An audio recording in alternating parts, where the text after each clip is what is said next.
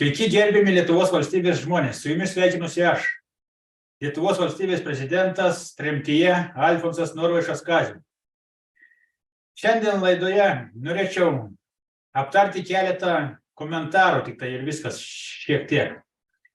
Žodžiu, stebi mane daugiau jau žmonių, kas malonu, bet dar žmonės, kai kurie yra ant klystkelės, jie sako, kad aš esu rusų pasamdytas ir, žodžiu, vedu jūs į Rusiją. Tai, žodžiu, noriu jūs nuvilti. Jūs iš tikrųjų nematot teisingos padėties, kad dabartinė valdžia stengiasi jūs perduoti į rusų glėbį. Bet jūs to nematote. Jūs tik matote arba specialiai bandote tai kiršinti žmonės, kad mes einam su Rusija.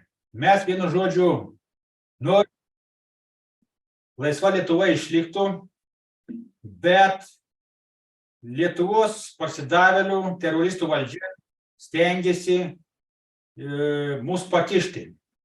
Tad noriu dar sykį paminėti. Mes norim, kad Lietuva būtų laisva. Bet jeigu jūs stumėte į Rusijos glėbį, čia jau jūsų problemos. Mes bandysim to išvengti, bet ar pavyks ar nepavyks, negalim garantuoti.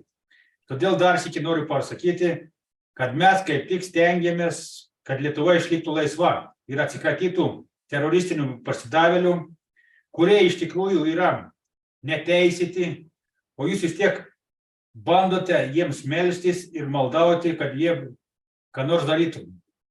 Vienintelė teisėta valdžia esame mes šiuo metu Lietuvos valstybėje, todėl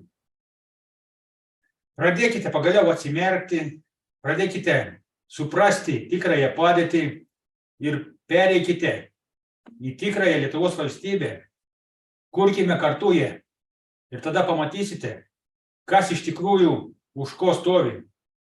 O dabar jūs prisižiūrit televizijos, pasako, kad mes einam į Rusiją, tai žodžiu, ir jūs iš karto puolat smerkti, net nežinodami situacijos. Tai va, tokį komentarą norėjau pakomentuoti. Daugiau, jeigu klausimų kokių atsiranda, galite klausti, galite rašyti elektroniniu paštu.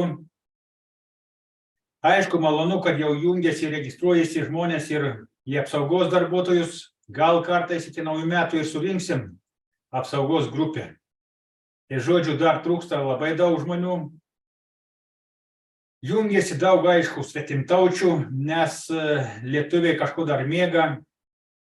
Dar vis tikisi, kad ateis Amerikonas išgelbėti, bet Amerikonas jau viską iščiulpė ir nori jūs parduoti atgal rusams. Tai žodžiu, gaila, kad jūs nematote tikrosios situacijos, gaila, kad jūs žiūrite tik vienas žinias. Pasižiūrėkit pasaulinės žinias, gal suprasite, apie ką mes kalbame, ką mes darome.